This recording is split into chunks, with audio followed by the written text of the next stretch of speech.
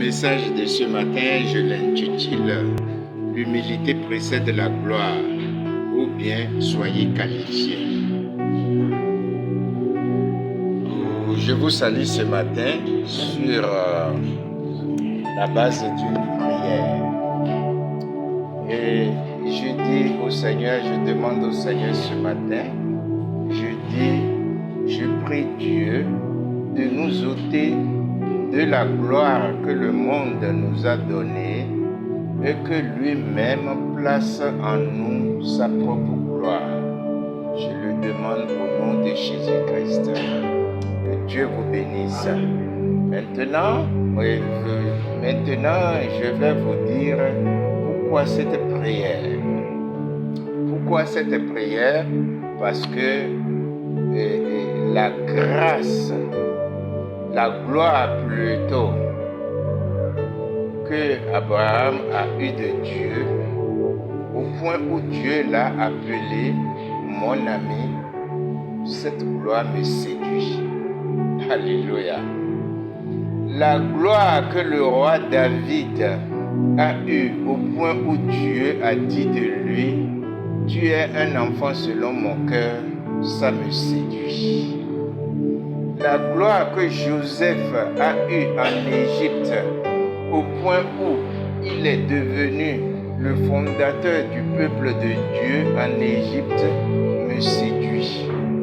Ils sont pleins dans la Bible qui ont eu cette gloire qui séduit les serviteurs de Dieu aujourd'hui. Puisse Dieu nous accorde cette gloire aujourd'hui, je le demande à tous les serviteurs de Dieu, je le demande pour tous les serviteurs de Dieu, je le demande pour moi-même, je le demande pour tous les fidèles de Dieu, au nom de Jésus-Christ, notre Seigneur et Sauveur. Amen. Vous savez, la gloire de notre Seigneur Jésus-Christ a eu devant le monde une chose formidable. Cette gloire me séduit. Et Jésus-Christ était tellement certain de cette gloire qu'il a dit dans Jean 17, verset 5. Il dit, et maintenant toi, Père, glorifie-moi auprès de toi-même de la gloire que j'avais auprès de toi avant la fondation du monde. Vous voyez comment Jésus-Christ était certain que Dieu va lui accorder, que Dieu l'a glorifié. Et il faut que chaque serviteur de Dieu ce matin accepte et pense que Dieu un jour sera satisfait de lui et qu'il va le glorifier lui-même. Mais aujourd'hui, qu'est-ce qui se passe? Dieu sait ce que chaque serviteur fait pour sa gloire dans sa famille, dans sa maison, dans son ministère. La Bible dit, cette fois le juste va tomber et cette fois il va se relever. Maintenant, ceux qui nous observent, ceux qui ne savent pas, alléluia, ils ne savent pas que lorsque nous tombons, nous nous relevons. Vous voyez, et ils sont là à vous juger, ils sont là à vous juger. Mais la Bible a parlé, cette fois le juste tombe, cette fois il se relèvera. Alléluia. Vous voyez, Dieu est dans sa parole. Dieu est dans sa parole. Nous devons nous examiner tous les jours afin de voir si nous sommes dans la gloire de Dieu. Amen. Jésus-Christ était tellement certain. Il était tellement certain qu'il a dit, Père, il a dit maintenant, toi, Père, glorifie-moi auprès de toi-même de la gloire que j'avais auprès de toi avant la fondation du monde. Et je crois que j'ai lu quelque part, Dieu a dit, je l'ai déjà glorifié. Amen. Cependant, qu'en est-il de nous aujourd'hui? Si nous nous examinons très bien, si nous examinons toutes ces gloires que tous ces gens-là ont eues dans la parole, ces serviteurs-là ont eu, et Dieu était satisfait d'eux. Si nous voulons examiner cette gloire dans son fond et dans sa forme, nous remarquons que tout est parti d'une seule base, l'humilité. L'humilité. Et tout serviteur de Dieu et fidèle de toute assemblée aspire à cette gloire. Mais peu et très peu sont humbles aujourd'hui. Ils restent là et ils ne veulent pas entendre parler d'humilité. Miséricorde à eux tous. Vous savez, l'appel n'est qu'un début de la chose. Dieu t'a appelé. Ce n'est qu'un début. La Bible dit clairement, beaucoup sont appelés, mais très peu sont élus. Et les gens prennent l'appel pour la fin de l'histoire. Non, l'appel ce n'est pas la fin de l'histoire. Dans notre lecture de Proverbe 15, 28, alléluia. Dans notre lecture de Proverbe 15, 28, que dit la parole de Dieu? La parole de Dieu dit, la parole dit, le cœur de l'homme, le cœur du juste médite pour répondre. Amen. Mais la bouche des méchants répand des méchancetés. Si je m'arrête là, je vais dire ceci. Voilà toute la différence entre les deux personnalités. L'un est bon et l'autre est mauvais. Le juste ne veut pas blesser, mais le mauvais veut même tuer s'il en avait l'occasion. C'est justement le monde dans lequel nous vivons en ce moment. En ce moment du temps de la fin, c'est ce que nous vivons et c'est très dommage. Parce que ce genre de comportement se trouve au milieu des enfants de Dieu.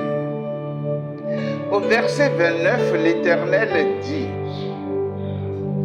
la parole dit, l'Éternel s'éloigne du méchant, mais il écoute la prière du juste. Vous voyez, ne permettez jamais, ou bien je ne dirais pas ne permettez jamais, n'écoutez jamais ceux qui vous observent. Attendez-vous simplement à Dieu. Moi, je l'ai toujours expérimenté. Ceux qui vous observent ne voient que le mal que vous aviez fait à l'instant même. Mais ils ne voient pas tout le bien que vous aviez déjà fait, tout l'effort que vous aviez fait. Vous voyez, tout acte que vous posez ou vous approche de Dieu, ou vous éloigne de Dieu, n'allez pas chercher Dieu au ciel. Il se trouve dans vos comportements. Mon frère, peut-être aujourd'hui tu es tombé. Mais depuis lundi jusqu'à samedi, tu étais debout. Mais Dieu va regarder ça. Dieu ne va pas jeter ça dans une poubelle. Mais celui qui t'observe, qui te regarde, c'est seulement ça qu'il voit. Vous voyez, si nous prenons David, il est beaucoup tombé dans sa vie. Mais il est resté un enfant selon le cœur de Dieu. Et au verset 30, la Bible dit, celui qui plaît, ce qui plaît aux yeux réjouit le cœur. bonne nouvelle fortifie les membres. 31, verset 31. L'oreille attentive aux réprimandes qui mènent à la vie éternelle fait son séjour au milieu des sages. Qu'est-ce que ça veut dire? Si tu es sage, tu n'auras pas n'importe quelle fréquentation. Tu ne marcheras pas avec n'importe qui. Alléluia. Tu vas chercher le groupe des sages et y rentrer. Au 32, la parole de Dieu dit: celui qui rejette la correction méprise son âme, mais celui qui écoute la réprimande acquiert l'intelligence. Je m'arrête là et je dis ceci. Vous voyez, vous rejetez les prédications des pasteurs. Vous rejetez les conseils de papa et de maman. Vous n'aviez aucune considération pour tout ce que votre entourage vous dit. Et vous soutenez même parfois qu'on vous juge. On vous critique. Ça, c'est votre opinion. Vous ne faites du mal à personne. Mais la Bible dit que vous méprisez votre propre âme. Parce que celui qui veut réussir attend et écoute. Ne croyez pas que vous êtes toujours bon. Nous ne sommes pas toujours bons. Parfois nous sommes mauvais, voire même désagréables. Et nous voulons entendre le conseil de quelqu'un. Et ce quelqu'un, nous pensons souvent qu'il est venu par hasard. C'est peut-être Dieu qui l'a envoyé. C'est pour cela que la Bible nous dit: examinez-vous vous-même. Observez toutes choses et prenez ce qui est bon. Alléluia. Ce qui est bon. Ce qui est bon pour le salut de ton âme, retiens cela. Et au 33, il dit, la Bible dit: la crainte de l'Éternel enseigne la sagesse et l'humilité précède la gloire. Amen. Amen, amen. Est-ce que je peux entendre dire Amen? Alléluia. Vous voyez, le verset 33 a été clair. La crainte de l'Éternel enseigne la sagesse et l'humilité précède la gloire. Voilà les avantages de tous les enseignements que tous ces braves pasteurs vous donnent. Tout ce qu'ils prêchent, tout ce que tout pasteur prêche, a un seul objectif. Et cet objectif, c'est de vous réconcilier avec Dieu. Et si vous êtes réconcilié avec Dieu, vous pouvez être sûr que Dieu est dans votre foyer. Si vous êtes réconcilié avec Dieu, vous pouvez être sûr que Dieu est là lorsque vous êtes malade. Si vous êtes réconcilié avec Dieu, vous pouvez être sûr que ce même Dieu contrôle chaque situation et chaque individu sur votre lieu de travail. N'oubliez pas de vous réconcilier avec Dieu. Voilà l'objectif de toutes les prédications des pasteurs que vous entendez. Si vous ne voulez pas, ce n'est pas grave, personne ne vous y oblige. Mais laissons le temps au temps et tout le monde verra qu'est-ce que vous êtes par rapport à vos comportements dans votre vie pour Dieu et pour les hommes. Parce que la vérité finit toujours par triompher. Alléluia. On ne se moque pas de Dieu. C'est pour cela que toutes les fois que j'ai essayé d'amener des gens à Dieu, et ils disent, non, toi tu ne crois pas. Un jour quelqu'un m'a dit, mais toi tu crois seulement à un Américain. Bravo. Et ce sont de vrais amis à moi. Aujourd'hui, ils ne sont plus dans ce monde. Un jour, j'étais en train un frère a rêvé ou une soeur a rêvé qu'un de mes bons amis qui n'est plus dans ce monde, j'étais à la chaîne un jour en train de prêcher et il est venu et il me regardait à la chaîne et il s'est fâché.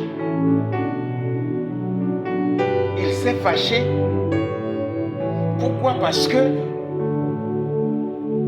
je ne lui avais pas dit que ça, c'est la vérité. Je ne pouvais pas le dire. Parce qu'à chaque fois qu'il vient chez moi et qu'il voit la photo du prophète, il me dit, mais c'est le grand-papa de qui ça? C'est la preuve qu'il veut s'en moquer. Et moi, je me tais.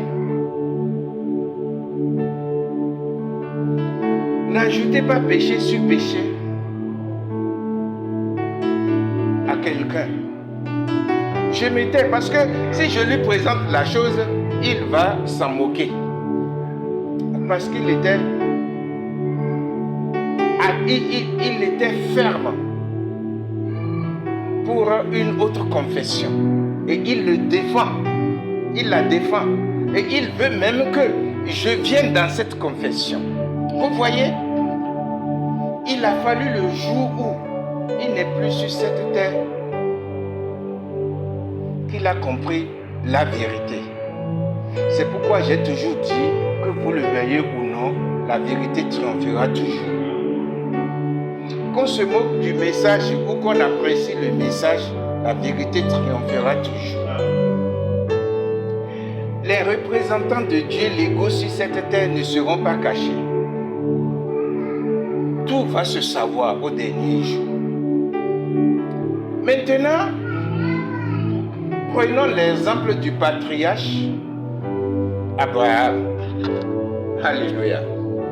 Et écoutons la remarque que Dieu a faite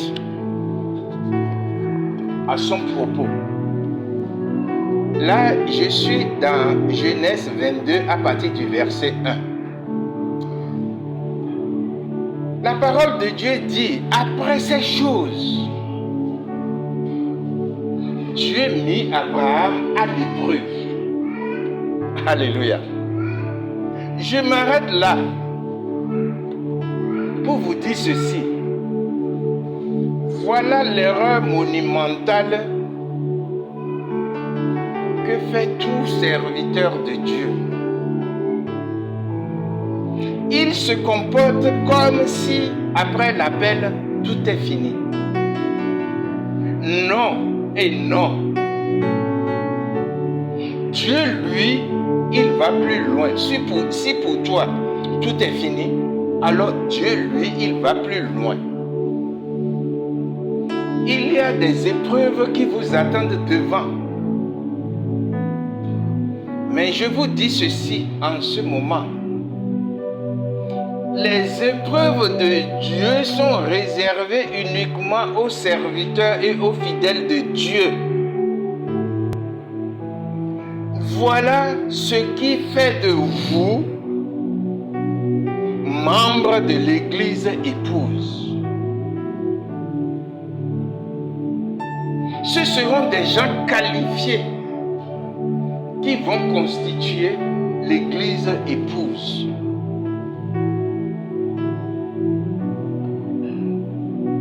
Alléluia. Et la Bible dit, dans Genèse 22 à partir de 1, elle dit après ces choses, Dieu mit Abraham à l'épreuve et lui dit, Abraham, et il répondit, me voici. Dieu dit, prends ton fils, ton unique, celui que tu aimes, Isaac. Vous voyez les précisions de Dieu? Va-t'en au pays de Morija et offre-la. Et là, offre-le en holocauste sur l'une des montagnes que je te dirai. Abraham se leva de bon matin, sella son âne et prit avec lui 2 serviteurs et son fils Isaac. Il fendit du bois pour l'holocauste et partit pour aller au lieu que Dieu lui avait dit. Le 3e jour, Abraham leva les yeux, vit le lieu de loin. Et Abraham dit à ses serviteurs, restez ici avec l'âne. Et moi et le jeune homme, nous irons jusque là pour adorer. Et nous reviendrons auprès de vous.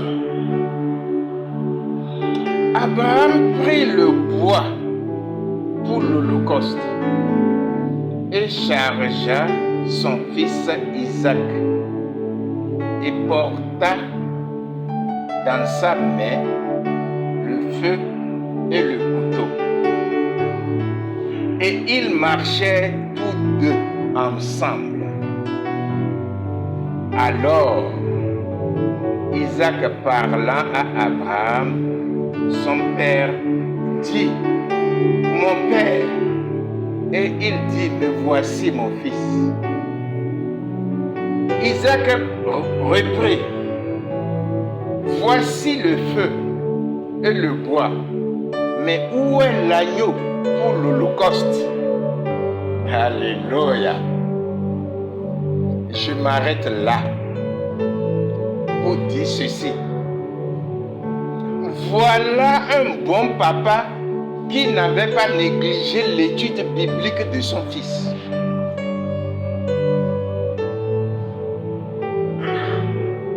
Apprenez à vos enfants à connaître et à apprendre ce que Dieu attend d'eux. Ne restez pas là pour dire ça les regarde. Ça ne les regarde pas. Aussi longtemps que tu vis, ça te regarde.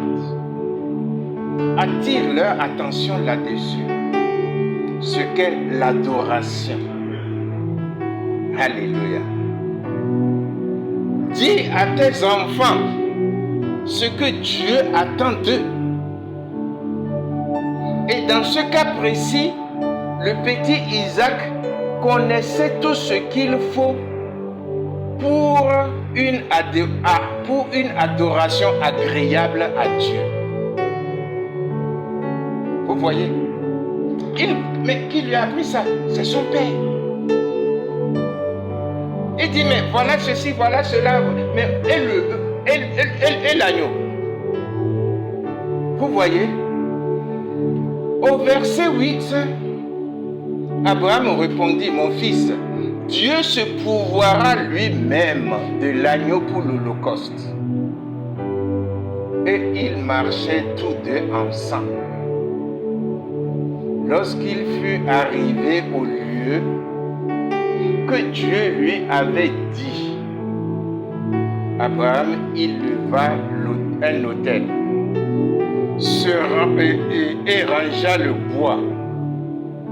Il lia son fils Isaac et le mit sur l'autel par-dessus le bois. Puis Abraham étendit la main et prit le couteau pour égorger son fils.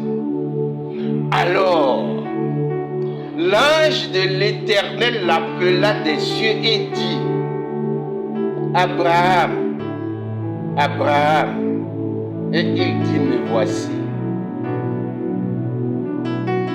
Écoutez attentivement.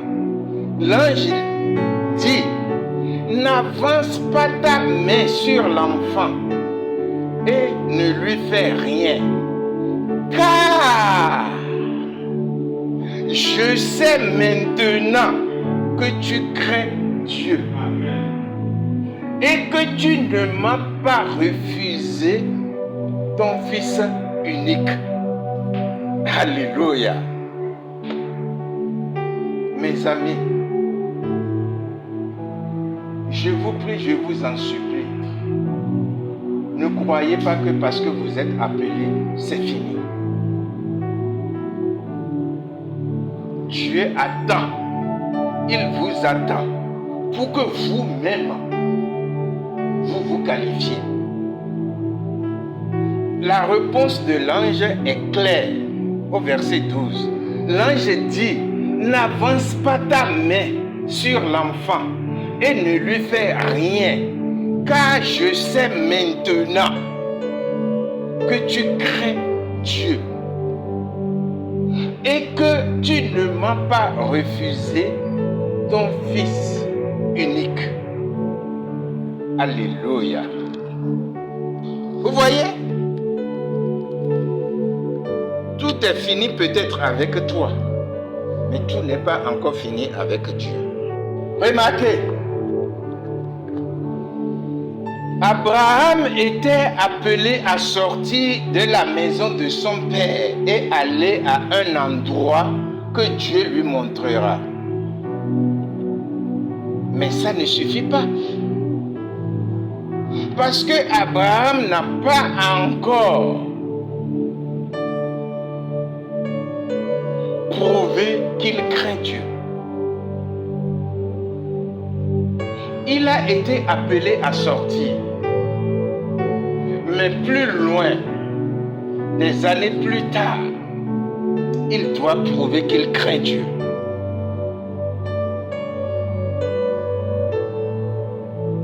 Ce n'est pas parce que tu prêches ou que tu as un rôle important dans l'église qui prouve que Dieu est fier de toi. C'est très bien ce que tu fais.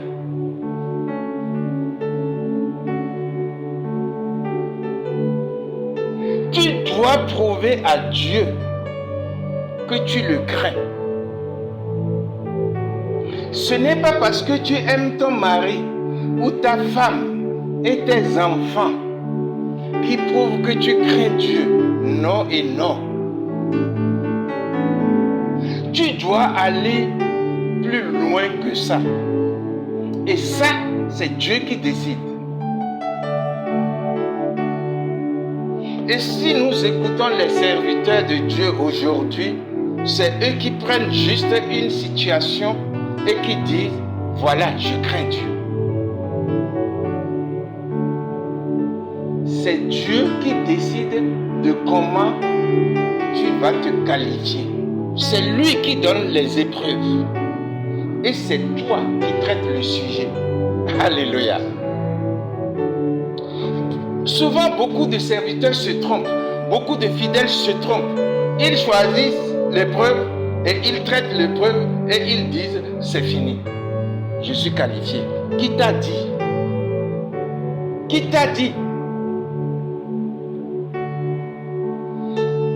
Et qu'est-ce qui se passe? Ce qui se passe, c'est que la qualification dépend de toi-même. Ce n'est pas Dieu qui te qualifie en sa faveur. Ce n'est pas ton pasteur, ce n'est pas ton église. Cette qualification dépend de ta seule et seule responsabilité. Et il faut que tu te qualifies toi-même. Alors et alors, Dieu lui-même dira de toi que tu es son ami. Pas un homme, pas ta famille, pas ton pasteur, pas ton église. C'est Dieu lui-même qui le dit. Vous voyez.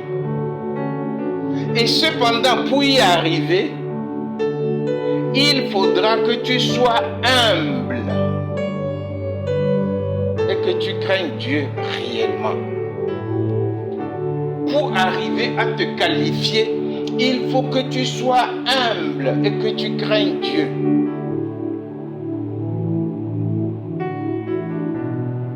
Sans la crainte et l'humilité, personne ne peut comprendre ce que Dieu attend de lui. Vous savez, je lis beaucoup de témoignages sur les réseaux sociaux et je lis les conclusions. Et je dis, j'en reviens à une seule chose. Ces gens-là ne savent pas de quoi ils parlent. Beaucoup de pasteurs et beaucoup de fidèles ne savent pas ce qui est cette personne, cette personnalité qu'on appelle Dieu. Il est très complexe et il est très simple. Vous voyez, voilà la différence qu'il y a entre les serviteurs de Dieu d'avant et les serviteurs de Dieu en ce jour. Aujourd'hui, on n'est pas humble. Et par conséquent, on ne craint pas Dieu. On parle n'importe comment à son pasteur. On parle n'importe comment à son père et à sa mère. On parle n'importe comment à son entourage. Conséquence.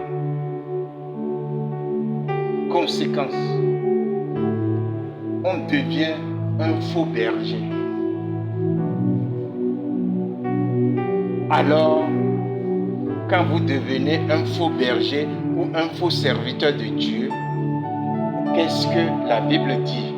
Le Saint-Esprit se retire et il se met à côté. Et lorsqu'on se sent seul, parce que si Dieu se retire, vous allez le savoir. Si l'Esprit de Dieu se retire de votre ministère, vous allez le savoir. Vous allez vous sentir seul. Cependant, il faut avancer. Il faut avancer. Parce que tout le monde sait maintenant que tu es pasteur. Tout le monde sait maintenant que tu as un rôle à faire. Dans l'église, tout le monde te connaît maintenant et tout le monde te regarde sur cette base. Donc, nous sommes arrivés à un point où nous ne pouvions plus avancer.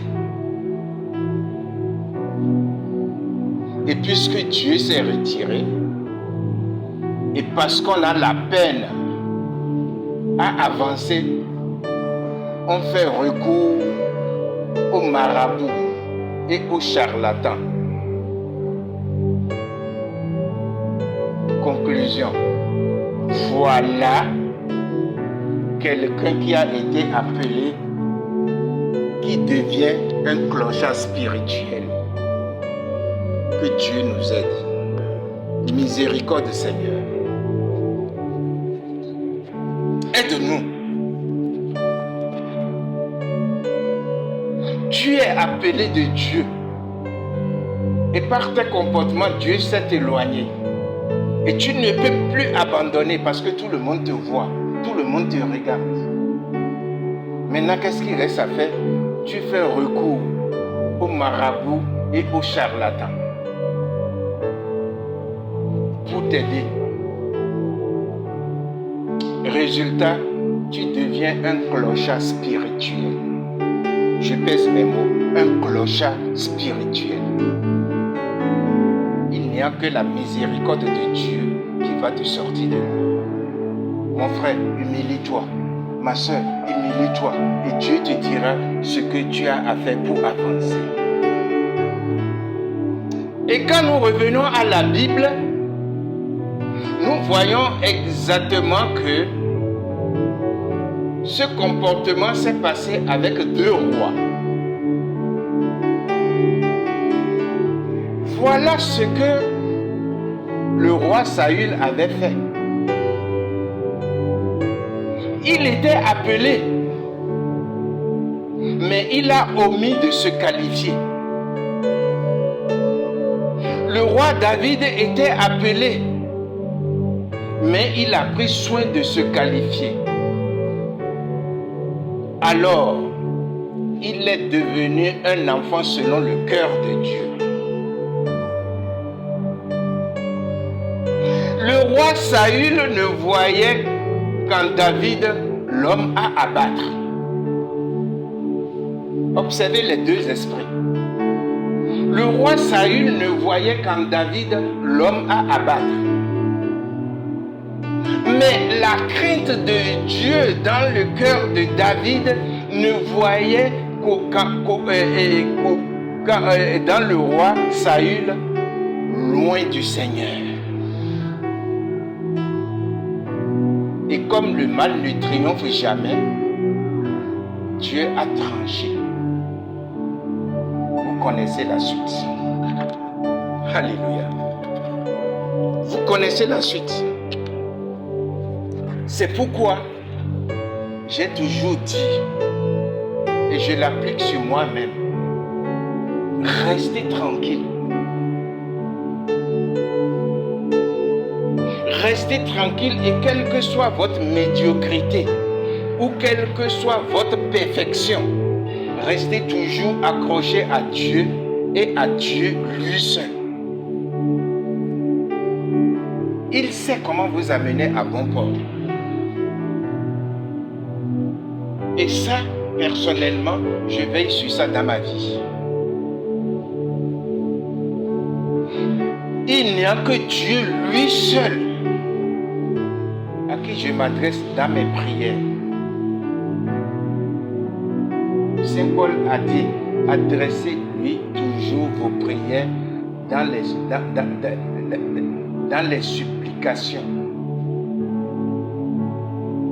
Je ne demande toujours qu'une seule aide à Dieu. Je n'écoute pas ce que les gens disent. Je dis, Dieu, toi, aide-moi, tu peux. Vous voyez, et Frère Branham a toujours dit que nous avons quelque chose à faire.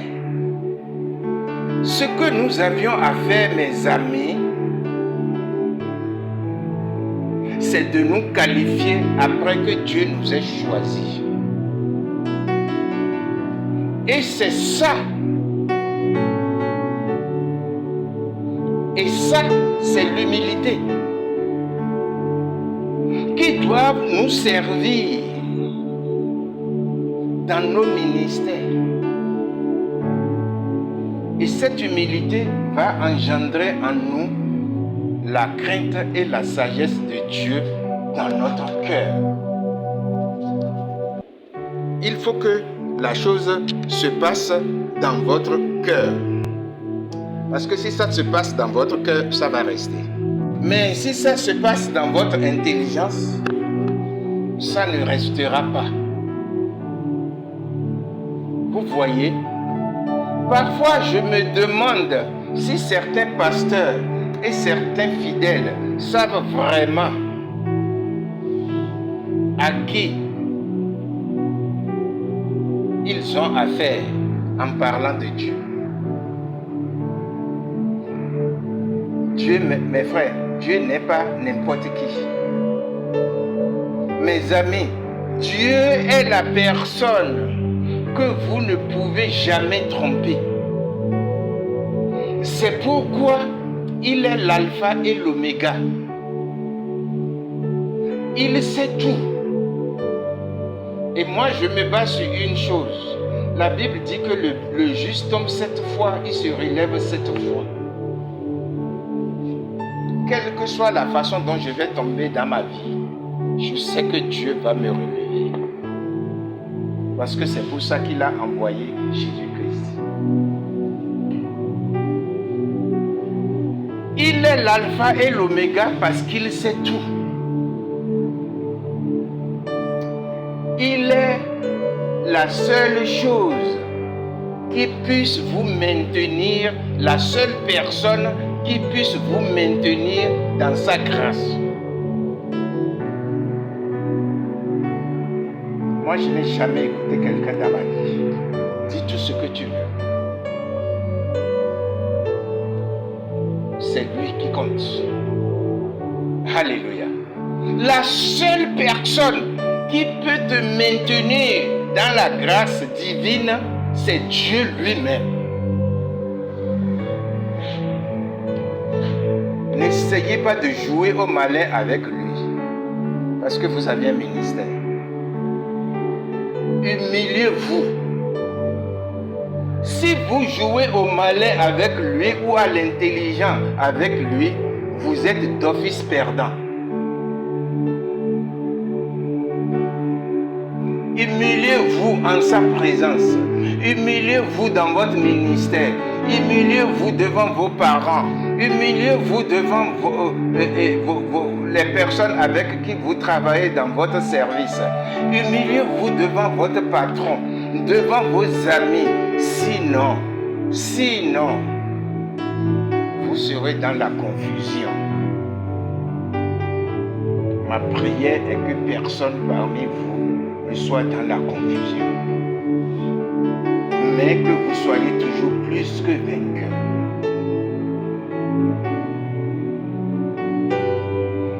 Et si vous êtes dans la confusion, vous serez les seuls à gérer cette situation. Parce qu'on ne se moque pas de Dieu. Mes amis, on ne se moque pas de Dieu. J'ai lu toute la Bible plusieurs fois. Je n'ai pas vu un seul endroit où quelqu'un a pu tromper Dieu.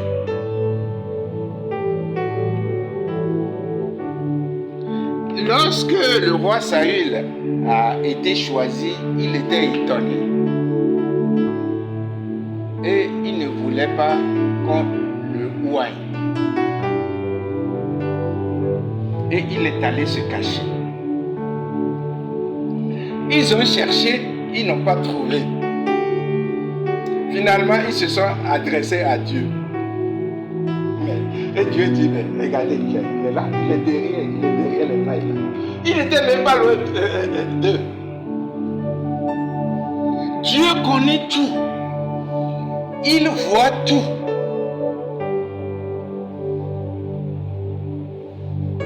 Il connaît tout. Il voit tout. Depuis la fondation du monde, il sait que c'est à cette heure-ci le frère viendra. Oui. Alléluia. Depuis la fondation du monde, il sait que ce dimanche, aujourd'hui c'est quel jour? Dimanche. Oui, et quelle date? Bon, il sait que c'est à cette heure-ci qu'il viendra avec ma fille. Tout ce qu'ils ont à faire, c'est de dire Seigneur, pardonne-nous. Parce qu'il accepte rapidement le pardon de ses enfants. Vous voyez, il sait tout. N'essayez pas de lui résister. Si tu tombes là où tu es tombé, dis là, Seigneur, viens à mon secours. Alléluia. Les gens peuvent être en train de t'insulter, de te critiquer. C'est tout ce qu'ils peuvent faire, mais ils ne viendront jamais à ton secours.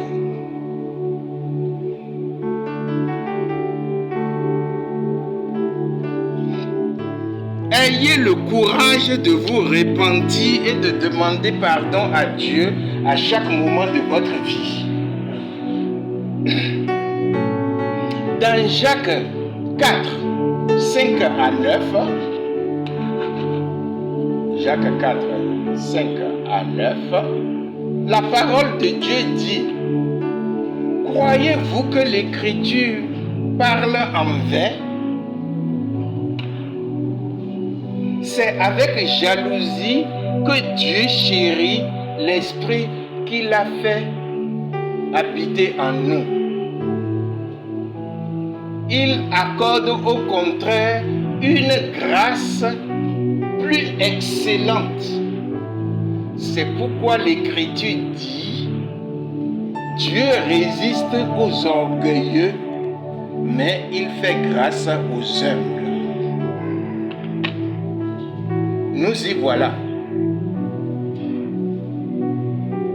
Qu'est-ce que tu vas faire maintenant, mon frère, ma soeur? Resteras-tu là, dans ton orgueil, ou prendras-tu la décision de se repentir? C'est à toi de décider. Au verset 7, la parole dit, soumettez-vous donc à Dieu, résistez au diable et il fuira loin de vous. La réponse est là, juste devant toi. Tu sais ce que tu as à faire. Alléluia. Au verset 8, il dit, approchez-vous de Dieu et il s'approchera de vous. Je voudrais vous faire remarquer, c'est à vous de faire le premier pas vers Dieu. Après qu'il vous ait appelé, tout problème que vous aurez, appelez-le. Le verset est clair. Approchez-vous de Dieu et il s'approchera de vous. Nettoyez vos mains pécheurs. Purifiez vos cœurs.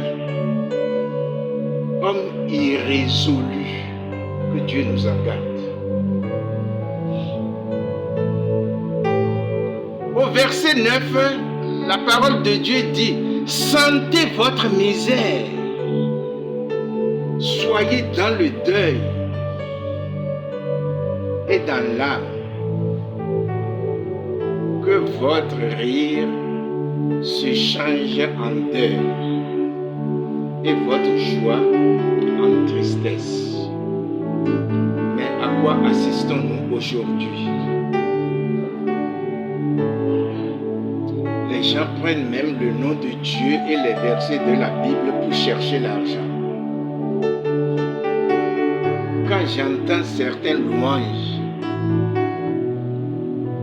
et que je vois dans les réseaux sociaux que certains stades sont remplis parce que les gens ont pris les paroles de Dieu pour remplir les gens dans les stades parce qu'ils vont chanter. Je dis, Seigneur, miséricorde.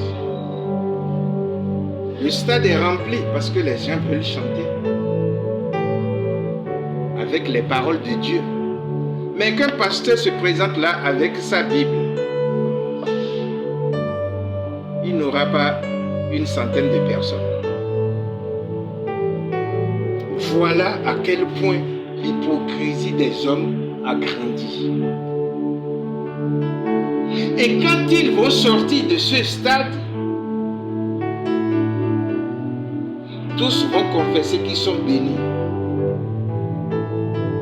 Dieu les a sauvés parce que les paroles de la louange avaient eu à dire de bonnes choses. Les bonnes choses que vous pensez dans votre cœur ne vous sauvent pas. C'est une aberration spirituelle. C'est un film qui se passe dans votre tête. Mais c'est la vie qui sauve. La vie que vous menez dans cette parole, que vous demandez à Dieu, Seigneur, aide-moi à bien me comporter sur la base de ta parole. Voilà ce qui te sauve. C'est pourquoi un chant dit, c'est la vie derrière le nom qui fait trembler les démons. C'est la vie derrière le nom, un tonnerre contre l'ennemi. la vie même de Jésus-Christ. En nous c'est le Saint-Esprit. C'est la vie que nous vivons qui fait trembler tous les démons. Amen. C'est la vie qui a fait que le diable s'est éloigné de Jésus-Christ. Parce qu'il n'avait rien à dire. Et il est le même hier, aujourd'hui et éternellement. Mes amis, peut-être que vous n'aviez pas suffisamment cette vie en vous ce matin, mais ce n'est pas grave. Demandez-la lui et il va vous en donner en puissance. Parce qu'il est là pour votre perfection. Dans Éphésiens 2, 3 à 8, la parole de Dieu dit: ne faites rien par esprit de parti ou par vaine gloire, mais que l'humilité vous fasse regarder aux autres comme étant au-dessus de vous-même. Que chacun de vous, au lieu de considérer ses propres intérêts, considère aussi ceux des autres. Ayez en vous les sentiments qui étaient en Jésus-Christ. La Bible a tout dit. Voilà pourquoi la Bible a dit tel qu'il est, tel nous devons être. Alléluia. Au verset 6, la parole de Dieu dit: lequel existant en forme de Dieu n'a point regardé comme une proie à arracher d'être égal avec Dieu, mais s'est dépouillé lui-même. J'insiste sur le mot lui-même. Jésus-Christ s'est dépouillé lui-même en prenant la forme, en prenant une forme de serviteur, en devenant semblable aux hommes et ayant paru comme un simple homme. Il s'est humilié lui-même, se rendant obéissant jusqu'à la mort, même jusqu'à la mort de la croix. Ceci devrait être un exemple pour tous les serviteurs de Dieu et pour tous les fidèles de Dieu dans leur église. Prenez cet exemple. Prenez cet exemple et Dieu vous bénira abondamment. Vous savez, il y a des prédications que je prêche, des messages que je donne. Et après, je prie moi-même et je demande à Dieu, aide-moi à vivre ce que j'ai prêché. Parce que Frère Branham a dit, si vous êtes incapable de vivre ce que vous aviez prêché, taisez-vous. J'ai toujours demandé l'aide de Dieu de m'aider à vivre ce que je prêche. Dans Jacques 1, 19 à 22, la parole de Dieu dit: sachez-le, mes frères bien-aimés, ainsi que tout homme soit prompt à écouter, lent à parler, lent à se mettre en colère, car la colère de l'homme n'accomplit pas la justice de Dieu. C'est pourquoi, rejetant toute souillure et tout excès de malice, recevez avec douceur la parole qui a été plantée en vous et qui peut sauver vos âmes. Vous voyez, Dieu a même planté en nous ce qui va nous sauver. il suffit seulement d'en faire usage. Et la meilleure façon d'en faire usage, c'est de demander à Dieu de vous aider. Ne restez pas là gonflé, orgueilleux, parce que vous faites quelque chose dans l'église. Soyez humble et demandez toujours l'aide de Dieu.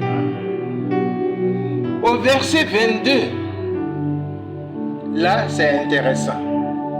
La parole de Dieu dit, mettez en pratique la parole et ne vous bornez pas à l'écouter en vous trompant vous-même par de faux raisonnements. Je m'arrête là et je dis, quel enseignement et quel avertissement aux ministres de Dieu, aux fidèles de Dieu en ce temps de la fin.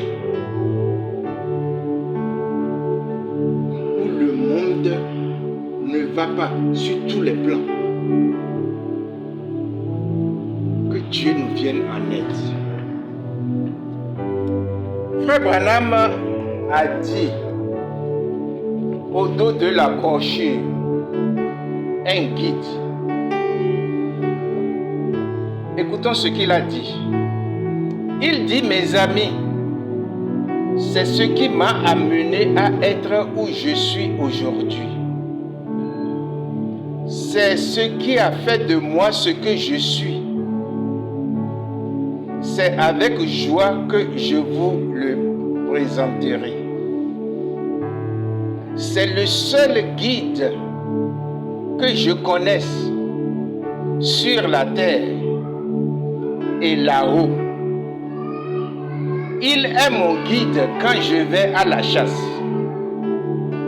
Il est mon guide quand je vais à la pêche.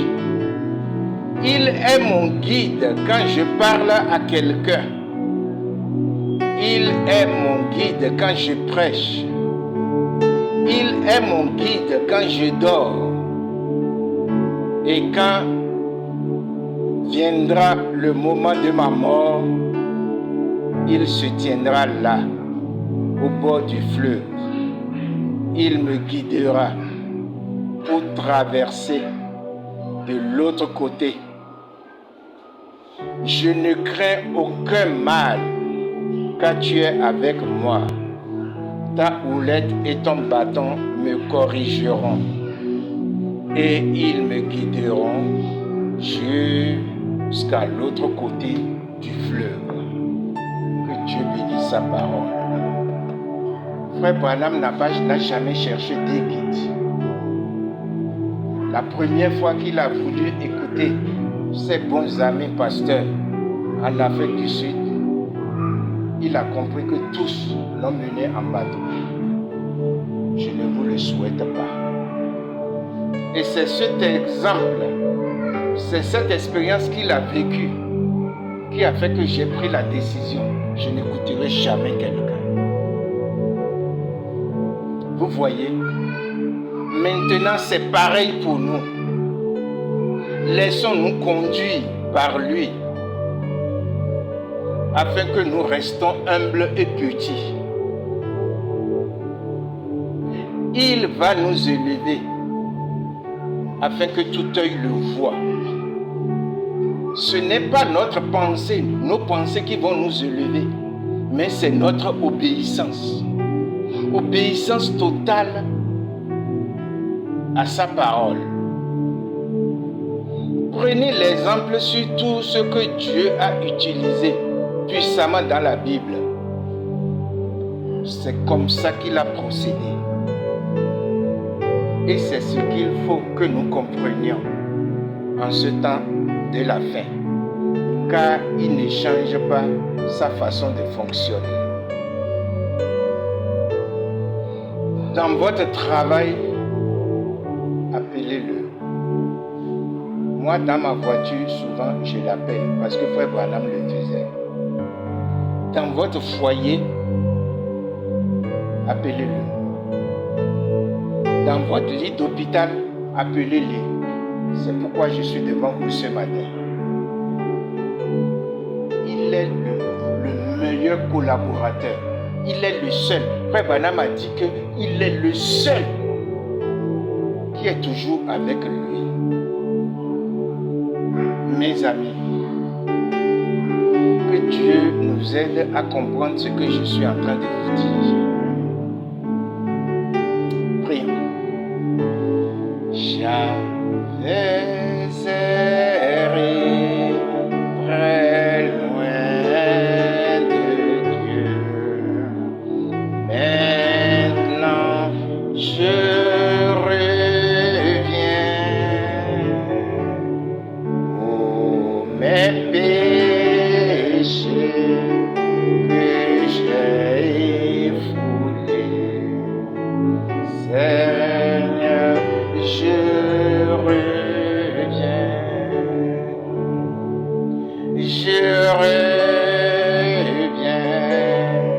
Je reviens.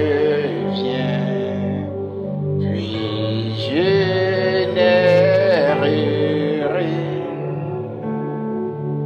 Oh, maintenant,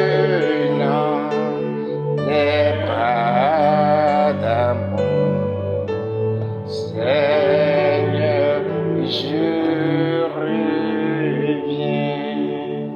Père très saint, nous venons maintenant à toi parce que nous nous sommes trompés.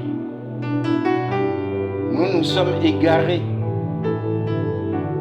Notre plan n'est pas ton plan.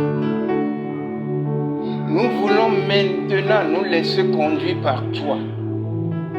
Parce que tu es le chemin, la vérité et la vie. Sans toi, nous ne pouvons rien faire et nous ne pouvons rien réussir dans notre vie. Aide-nous dans notre ministère.